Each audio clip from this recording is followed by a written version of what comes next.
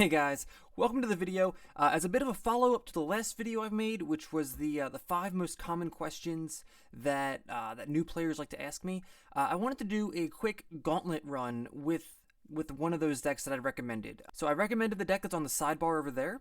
It's Rakano Aggro, Rakano Warcry. I tried to tune it as best I could to what I think a new player's collection typically looks like. So if your collection is a little bit different, if you have some rares that you think would fit in, feel free to customize the list. But for the most part, you know, there's only 1 or 2 of each uncommon. There's only like 3, sometimes 4. I think there's only 1 4 of in Torch as a common. So I tuned it as best I could for what a new player's collection would look like. And also, if you do enjoy the video, please hit the like button down below and feel free to subscribe to the channel. You can also find me on Twitch. Twitch.tv/theskij. So let's get right on into a gauntlet run. So this is going to be different than running it through ranked. But gauntlet is what I recommend for new players to start with anyway, right? Just to get their feet wet, to really build up gold. You want to really rank up in the gauntlet. So it's going to be a little tougher for me because I'm playing on a master level gauntlet, and I can't really not do that. But you know, and as you rank up, it does get a little bit tougher. But for the most part, we should be okay here. So here we have a lot of pump and not really enough units. You know, Renegade Valkyrie being our only one. Forge Masters, you could try to pick apart what the opponent's deck is doing based on their name. I think Forge Masters is very heavily like weapon based. So they're probably Oni Quartermaster and nonsense like that. I'm gonna redraw this hand. I kind of want more early units, which we get. Very nice, Oni Ronin and Infantry.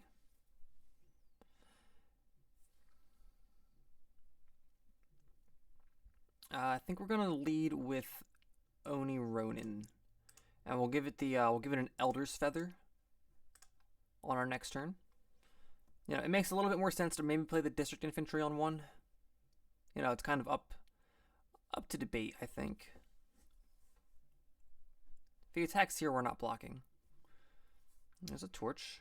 All right. So here we get to play both Infantry and Elder's Feather. We're going to put Elder's Feather on the Oni Ronin, attack for 3, and get a Warcry. So our next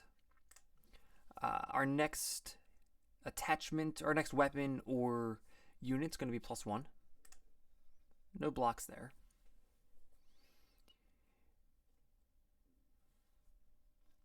We're probably going to go ahead and torch this. Actually, this is going to be quite a good turn.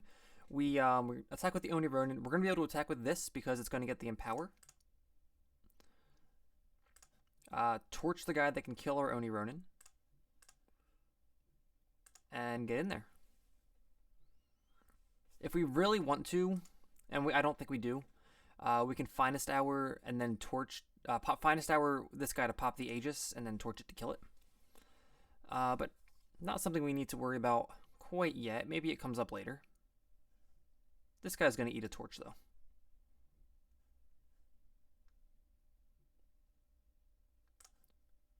Go ahead and torch that guy. So next turn we get to play the Granite Acolyte. We'll probably put the sword on the Oni Ronin since it already can fly. But our draw step actually kind of changes that. I think we would just want to play Deserter this turn. 1, 2, 3, 4, 5, 6. Put our opponent to 10. Yeah.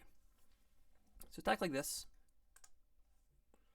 Play Crownwatch Deserter, which is big enough to clog up the entire ground. Opponent's not really attacking into this. Fearless Nomad is a card that if you wanted to, you could put into your deck. I generally don't like it, but it is a rare that's in your colors, so it seems okay.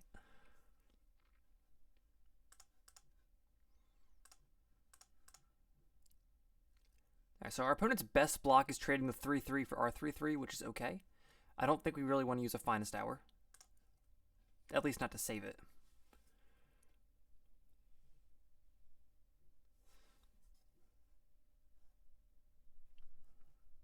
Although, since this guy is getting chump blocked, I think it's going to be nice to have 3 units to our opponent's just 1 going into next turn.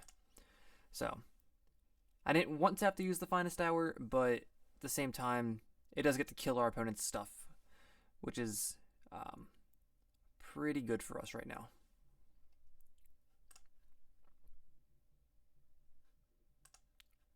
If we put the weapon on the flyer right now, I was gonna play the Silverwing Familiar, but I think just making this a 5 power guy, put our opponent to 5, and then put him to 0 next turn if they don't draw a flyer, is going to be much better than just dropping this. This lets us win the game next turn guaranteed.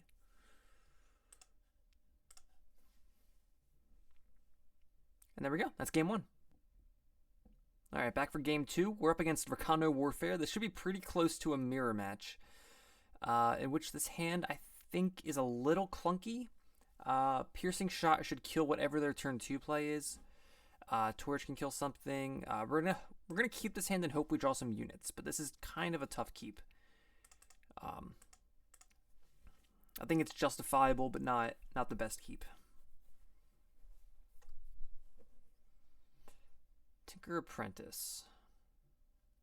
Don't know how I feel about facing that. I think I'll let it stick around for a turn and torch whatever got buffed.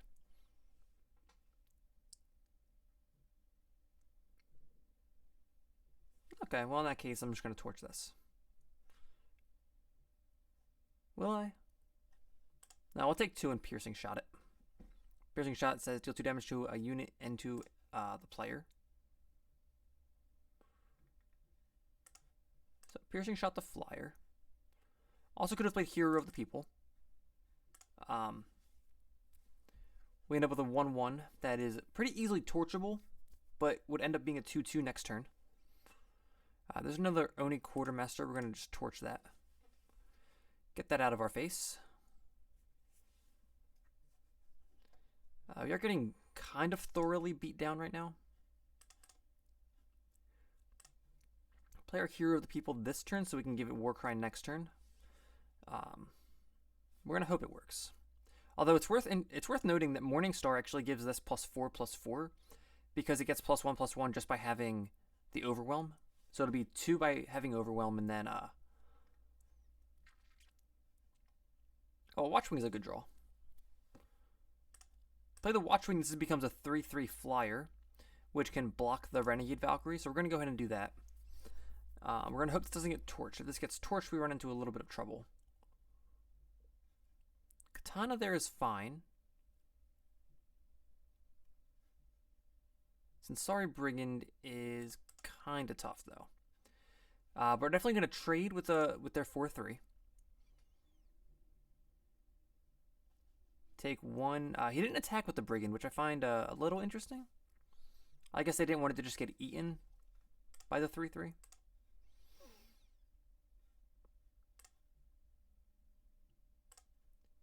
I don't know, but we're going to hope really hard this doesn't just randomly kill us this turn because we want to start attacking. So there's the attack. If they do put a weapon on this, we're going to be able to vanquish it, which is nice. We do have to take some lumps though, but yep, it worked out exactly how we wanted it. We're going to take 9. But that's okay. Because we get Vanquish at the ready. We're going to take 5. We can only attack for 4. I think we're better off on the blocking end of things right now. Because at the moment we lose this race, our opponent's dealing 5 per turn, we're only dealing 4, and we're already at a lower life total. So I'm a little bit happier just to clog up the ground.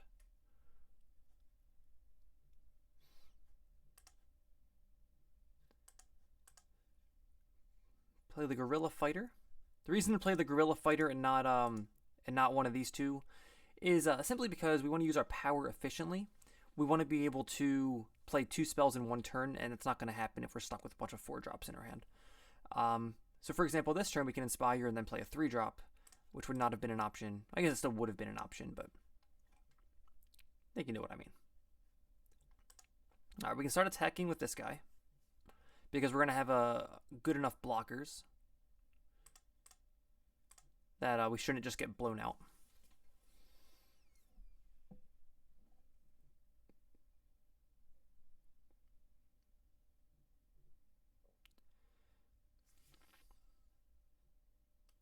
We need to think about double blocking this guy. He's kind of a problem. But we can also kill two of our opponent's things over here. So I think we'll leave this guy. We'll stay back and block next turn with a couple 4-drops or a couple 4-powered guys.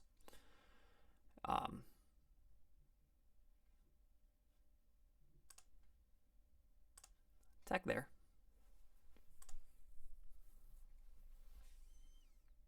And we'll play the other deserter.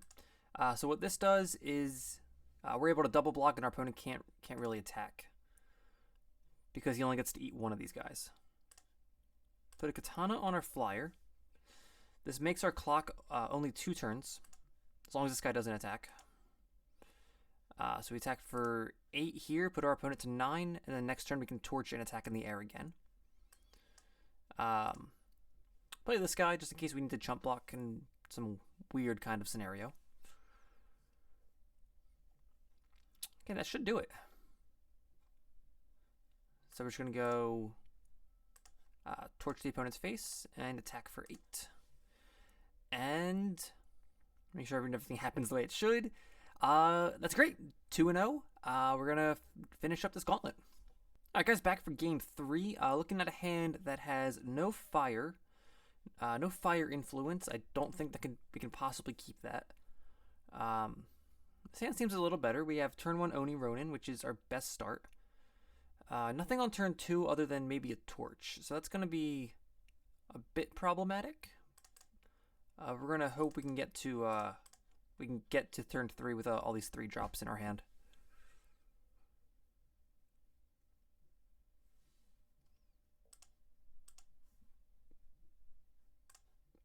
So we'll go ahead and torch him.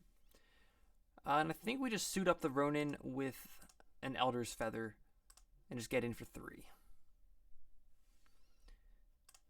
We have nothing else to do with our power anyway, so the 1 extra power we had sitting was just going to be wasted if we didn't play the weapon. It does open us up to getting Life Drinkered though, which is a little bit sad. But it did kind of work out. Right, it did kind of work out. Because we do get to play our 3-drop. And somewhere in our deck is a Warcried something. Oh, that's sad.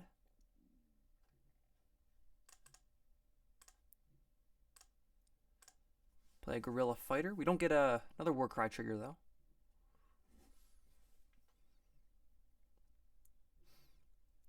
So if our opponent had saved the if our opponent had the Vara's favor for when they wanted to kill the Oni Ronin, they would have been able to save the other Life Drinker. I don't know. It's not terribly important. So the AI is doing a pretty good job of controlling the board. They're making our lives pretty tough. We're gonna hope we can. They trade here, but they did not. And we're out of cards. Our opponent has a Lifesteal Aegis on the battlefield, so we're in some trouble right now. Opponent makes a Puma.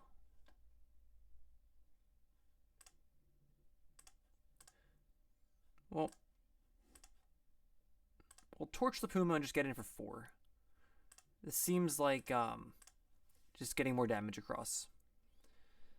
The other option was attacking here and seeing if he blocks with the Puma, but I think I'd rather have the unit on board than a torch in my hand.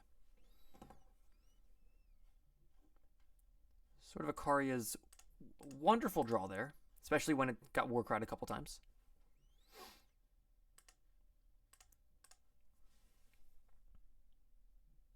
So we killed their Lifesteal guy. We still have a weapon. A large weapon. 6-4. Roland's Honor Guard. Actually, we can just kill that too.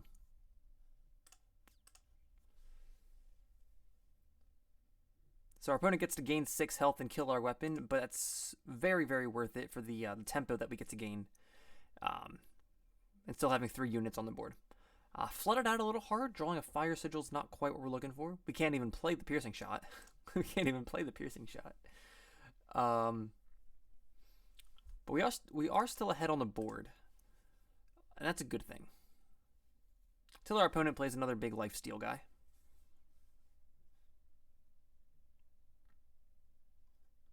And there's a large Minotaur Grunt. We're happy to see that. So we're going to attack here. Probably hang back and block this guy. With the Minotaur Grunt, I guess. It has to attack. So our opponent's going to get 3 health. But so the plus side to not attacking with this guy, and there's positives either way. The positive to not attacking with this is there was no offer for a trade. So now we still get to have 3 units on the board that can attack. Instead of potentially not having this guy on the board anymore. It just represents so much more damage in the long run.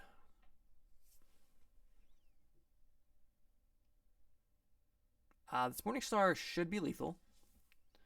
I just want to double check. If we put it on the biggest guy, yeah, it's going to be... Plus with the piercing shot, we should be fine. Piercing shot still deals 2 to our opponent, even though there's an Aegis. Now our opponent can block the flyer, they can block there, but either way, they still take 1,000,000 points of damage, and that's game 3. So already we're 3-0 with this budget deck. Just to keep that in mind, and you guys can do it too. We're gonna jump right on in to 4. So I don't think the rewards change too much as you go through from bronze level up to master. So right now we're only at 2 bronze chests for 3 wins, which doesn't feel great. But you have to keep in mind that's it was free value. It didn't really cost you anything. And you're not playing in ranked against people with decks that are potentially better than yours, and that's going to be really tough for you to win. Like, these are games that are very winnable. It's gold you can get, it's cards you can get. It's super great value for you to just do some gauntlet runs. Plus, if you win all 7, which is very tough to do, it's very tough to win all 7. But if you do, then you get 2 gold chests plus the rank up chest, and the rank up chest comes with 3 packs, and that's pretty sweet value. Maybe it's only 2 packs. Either way, it's still very good value because it didn't cost you anything other than a couple hours. Okay, we've got a lot of fire and no justice, which unfortunately happens sometimes. Happens even if your deck is built perfectly, right? That's okay.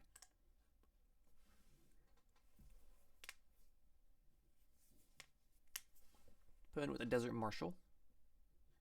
And a Life Drinker. Whoa. Would have been a good turn to have the torch available.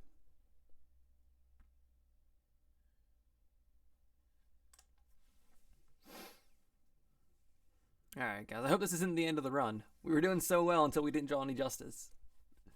We were doing so well. We'll continue. I'm not super excited to torch one of these guys. It just doesn't feel like something I really want to be doing. There's a Justice. Alright. So I think the first thing we want to do after playing the Justice is Inspire. Just so we can get a little bit deeper into our deck. Kaleb's Favor is also a pretty good draw, but I don't think we need to play it now. I think that can wait. We'll play Hero of the People. End the turn. If we have to, we'll give it Finest Hour to protect it from like a scary like Suffocate or a weapon or something. And then next turn we can play Kaleb's Favor and also Loyal Watchwing, which is pretty good. This will end up being a 3/3 Flying Warcry. We get to kill something, deal 2 extra damage. Silence, we can't stop the silence effect. But since our opponent silenced this, we have no reason not to block. So let's kill Desert Marshal. Yep. Yeah, no real reason not to block.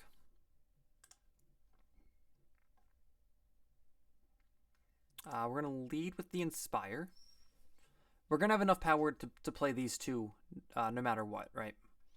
No matter what we do, we're going to have enough power to play the Kaleb's Favor, because the Kaleb's Favor is going to get us the extra one. So that's why we lead with the Inspire, see what we draw. Go with the Fire Sigil and a Watchwing.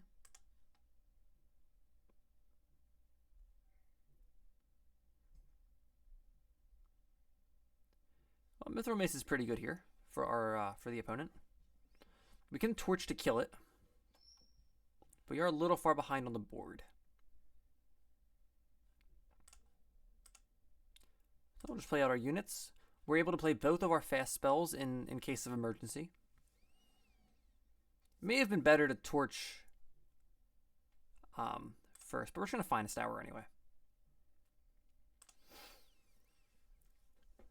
Finest Hour here, it works very similar to the Torch, except we get to guarantee we deal 6 damage, which is pretty cool.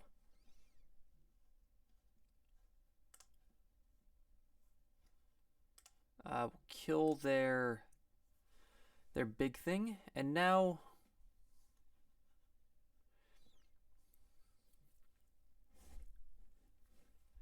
I think we're in the attacking mode. They want to double block here. That's fine. We get to kill both of their things at the cost of 1 of ours.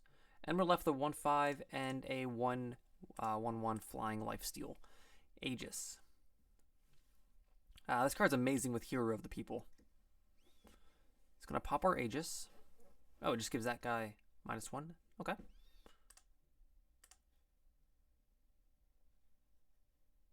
And we'll play the Banner. No reason not to. The AI doesn't care how many cards you're holding in your hand. It also has potential to not come in undepleted sometimes.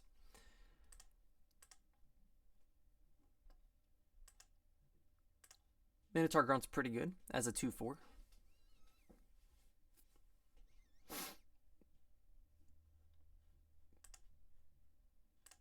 Go Kaleb's Favor. Get the Fire Sigil, don't care.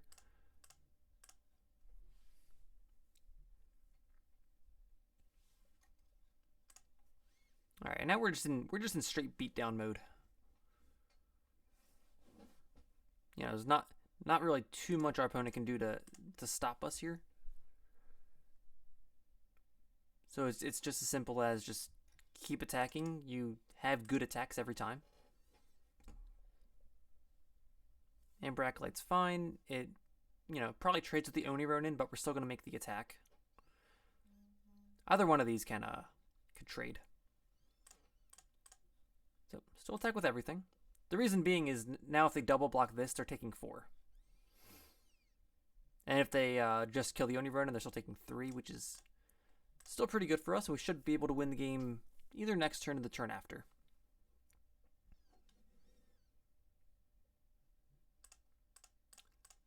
You'll notice a lot in Gauntlet the opponent kind of floods out.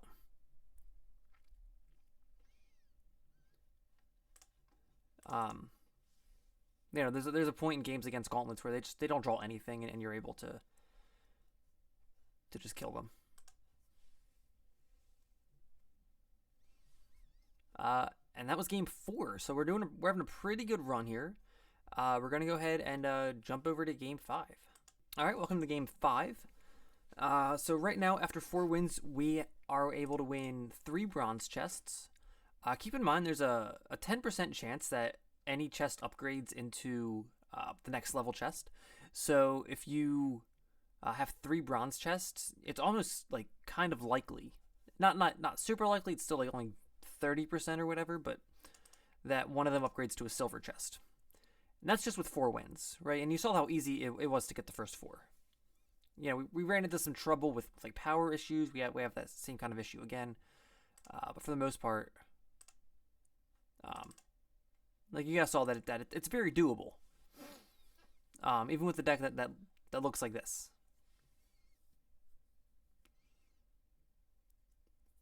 It looks like we're playing against like a Skycrag burn deck, Skycrag sorcery. So we kind of need to draw out of this power screw exactly now. So pretty happy about that. Run out.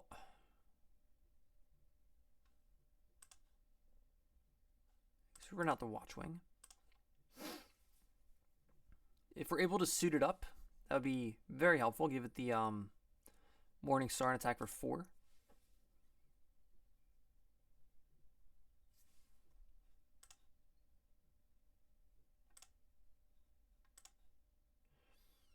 I think it's actually kind of likely that the opponent could have a Lightning Strike. It's actually not good for us if we put the Morning Star on. So I think this turn we're just gonna wait a sec. Maybe play the Rebel Illuminator, just in case of a Lightning Strike. You know, our opponent didn't have it, but it's okay because we still get to add to the board here. Play our Rebel Illuminator, draw ourselves a Torch, because we'll probably block if our opponent will let us.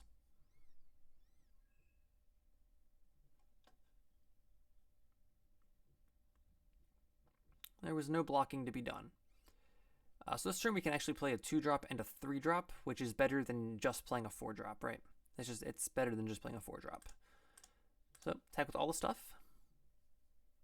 See if we can get a trade. No trades. That's okay. As we play Minotaur, Grunt, Auric, Sentry. I think you'll find Auric Sentry to be pretty good. If you do have it. And keep in mind, guys, if you you know, if your collection doesn't look exactly like this, if you have like a couple rares you want to play, absolutely play your rares. Cut some of the cards that you don't like, that you think are kind of weak. If you want to, you know, if you have more copies of like a Crownwatch Paladin or Oni Ronin, like if you have 4 copies of any of those cards, then absolutely, you know, this is not a hard and fast list. It's just an approximation of what I think your like your collection might look like as a new player. So by no means is this the exact 75 cards you need to play.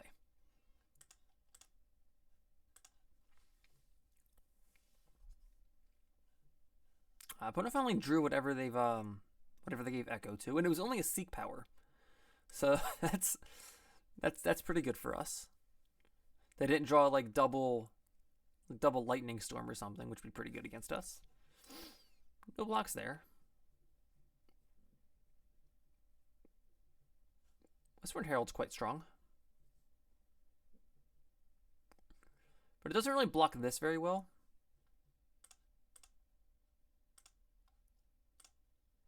We're going to keep attacking with this because even if they kill it, like even if they want to block, then of course we still get a Torch, right?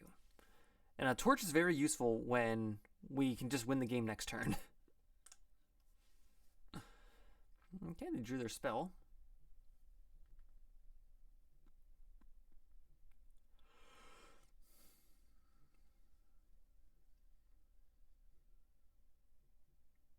Kaleb's favor getting Echo is actually pretty good. So this Rebel Illuminator pretty much locks the game up, right? If they don't block it, they die, and if they do block it, it dies, and then they die. So this Rebel Illuminator just really puts them between a rock and a hard place here. So pretty easy attack. Block, block. This guy also has Overwhelm, so it really didn't matter. All right, guys. I think there's only one more. Maybe there's 2 more. I don't know. See you for next game. I guess 5-0. We're up against the Mono Time AI deck, which actually, in my experience, is really, really tough to beat. So this is going to be a tough one. For this one, we have turn 1 Seed of Glory that can inspire. Really, we're looking for like a turn 2 play. We're going to keep that. The hand's still pretty good. The inspire kind of makes me want to keep it because it lets us draw cards. So looking pretty heavily for one of our 2 costed creatures, which we got. So that's great.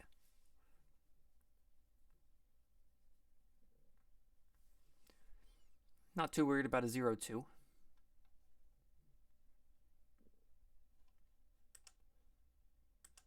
And we'll go with the 2-drop we drew. And now our curve is just great. We can go turn 3 Watchwing, turn 4 Guerrilla Fighter. And that's you know, that's just a great curve. 2-4 into a flyer into another Warcry guy. Yes, this is what we're looking for. No war cry here. Opponent silenced it.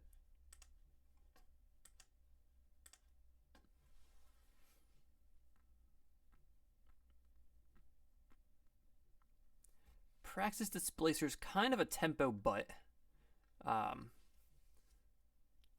pretty much neutralized our third turn because we're still going to play this on turn 4. Right, still going to play the Guerrilla Fighter.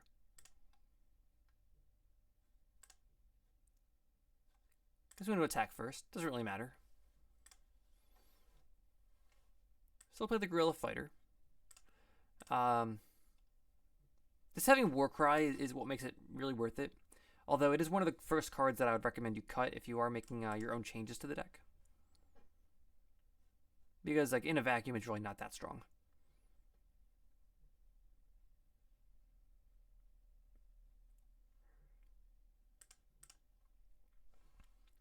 So we're on 5 power right now, which is Katana plus a 3-drop or Torch this guy.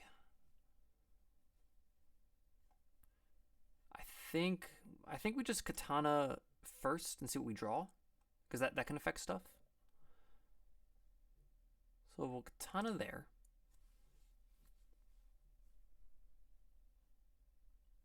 I think we still need to torch him, just so we can be able to attack with the Guerrilla Fighter. Because I don't really want to lose our Guerrilla Fighter. I don't want them to trade it with the Xenon Guardian. I'd rather just trade the Torch for the Xenon Guardian. And Xenon Guardian's too good against us for us to let them keep it.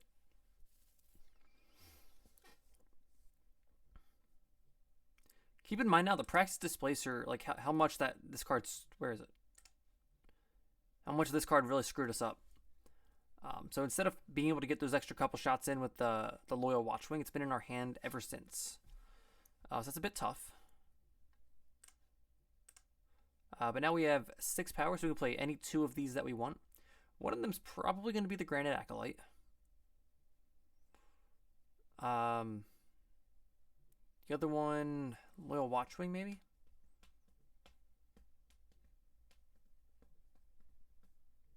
Actually, no, I don't think the Granite Acolyte's... Oh, no, we play the Granite Acolyte. Play the Granite Acolyte on the 4/4. So now they don't have a good block on this guy anymore. Don't really want to attack with this. It just trades with the Bold Adventurer. So attack there. And we'll play a Deserter. Playing the Deserter instead of the Watchwing because our opponent already has a flyer that blocks the Watchwing very well.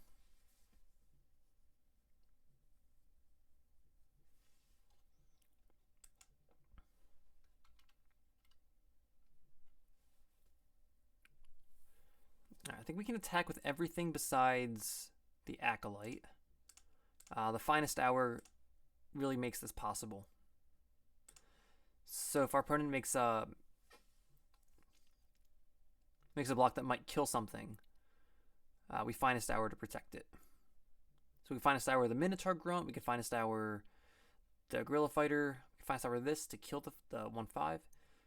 Ultimately, I think I want to save this guy, because this guy's trading with 2 different, like, I get to kill 2 units this way.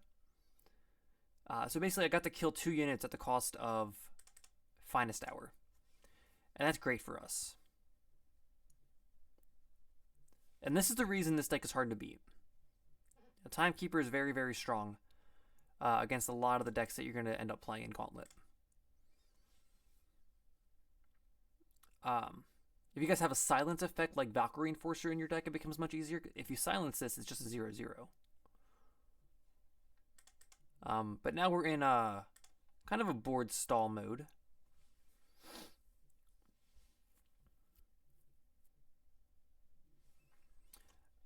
Here we're going to trade something for the Lumen Defender. I'm not sure what.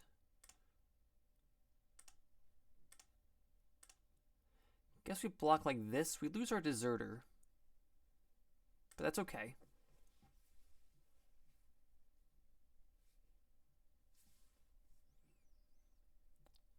This being a 7/7 is kind of tough, right? And it's only going to get bigger. So basically we need to find a Vanquish. We can't really attack with any of our stuff because it just has a really good block on any of our 6-powered things. We're getting closer to Vanquish or Bust.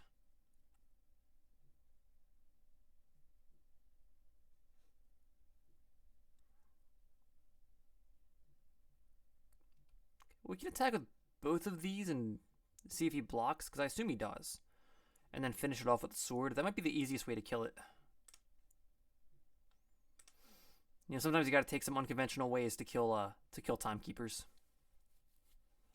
And it involves trading 8 health and a unit to kill it.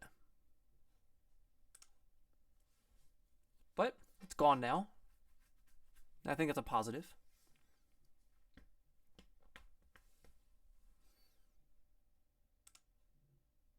If our opponent wants to put a bunch of stuff in front of this, that's fine. We'll kill one of the flyers. Yeah, I think that's fine.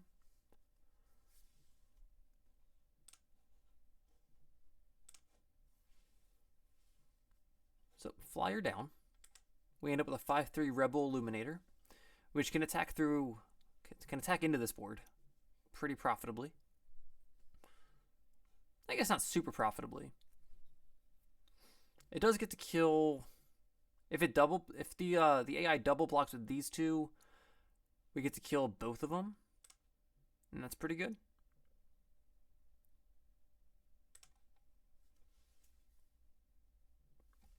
Instead, we get to kill the flyer. That's a great prize because it frees up our Watchwing. So we have a torch. We don't know what we need to use a torch on. Oh no, our flyer. Oh, that's so sad. Okay. I guess we want to torch the adventurer so we can start getting in for more damage.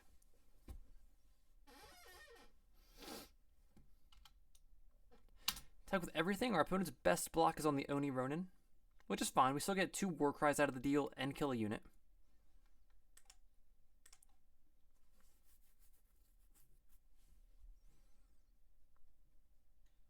As long as our opponent doesn't have another timekeeper, we're pretty far ahead, and we're dealing a bunch of damage every turn. So unless the AI draws a blocker or a removal spell, we do win the game this turn. That's it. All right, off to the final boss. All right, guys. Heading into the final boss battle. The final boss battle always has an extra kind of hidden game mode kind of thing. Each player starts with a Crystalline Chalice, is the Crystalline Treasury's bonus power, which actually works out very well for us. I'll show you a Crystalline Chalice once the game starts. We're gonna redraw this. We really want to draw like Oni Ronins and stuff in this game. So Crystalline Chalice says once per turn you can pay 2 and exhaust a unit with 2 attack or less. And it gets +2/+2. We draw a card. And since so much of our deck is 2 power or less, 2 attack or less, we should be able to do this relatively often. The only issue is we're missing red, which is going to be kind of tough. It might also just be fine to just attack. But I don't think that's correct. We need to be able to keep up with our opponent making big stuff every turn.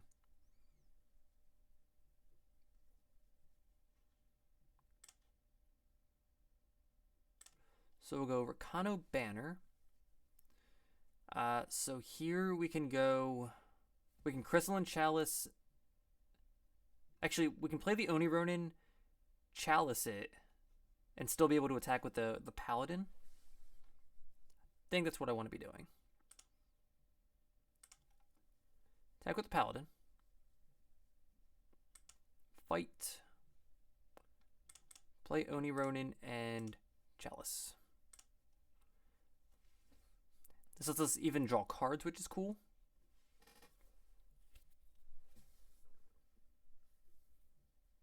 Alright, they Chalice the flyer.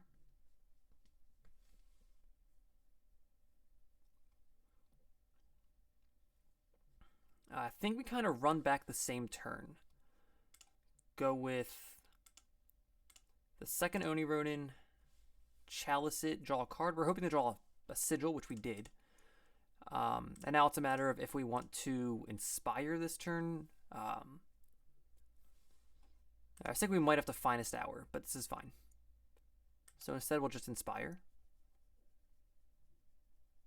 Draw another power, which is good.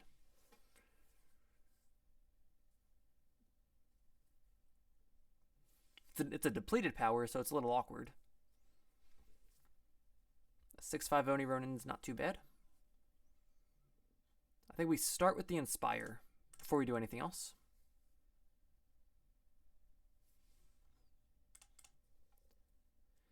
So we could activate this, which I guess we probably should, because we can't attack with it.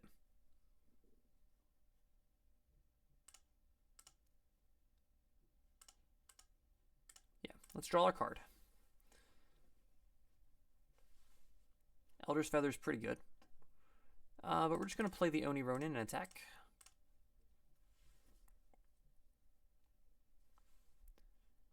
And we'll use our Finest Hour to save our dude. Alright, so initial thoughts is this game looks like it's going very well for the good guys. Well, that's kind of tough. But we have a pretty big board, we're killing stuff, we're drawing cards, everything's kind of coming up pretty well. I think we want to give the Elder's Feather to the Paladin. We could also just attack with everything to see what happens. A good Katana as well. Let's Katana draw a card.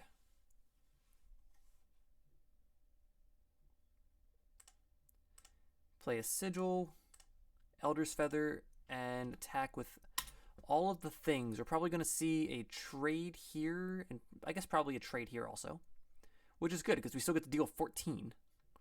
Put our opponent to 3. And conveniently play a 3-powered unit.